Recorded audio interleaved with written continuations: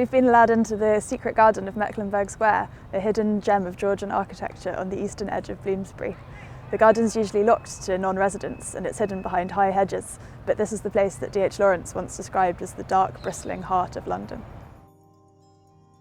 Square haunting began 5 years ago when I realised that two of my favourite writers, the Imagist poet H.D. and the novelist Virginia Woolf, had lived in the same square in London during different world wars. I'd always associated Bloomsbury with the famous Bloomsbury group, but I was fascinated to learn how many other women writers had lived here, working across classics, translation, crime, poetry and history. I began to wonder who they were and what had brought them to Mecklenburgh Square, what they were looking for when they moved here and how this place had shaped their lives. I wanted to tell their stories, and in the process to tell a wider story about women's lives over this formative period, about women's work and education, their friendships, their involvement in politics and activism, and the way in which they negotiated the conflict between intellectual and emotional fulfilment.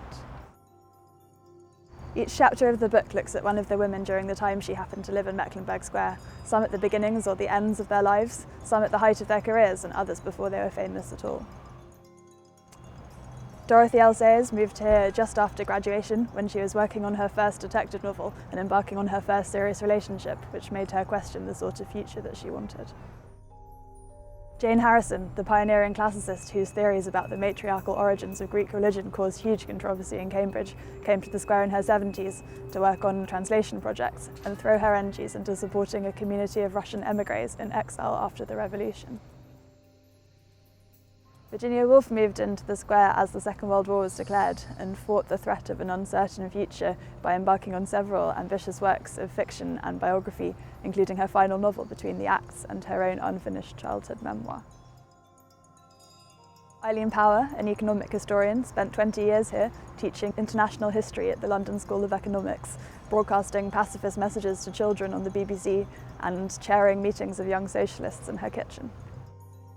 The poet H.D. lived here during the First World War, which was also an extremely turbulent period in her personal life, which she spent decades trying to untangle in a complex cycle of novels and also discussed at length in her analysis with Freud.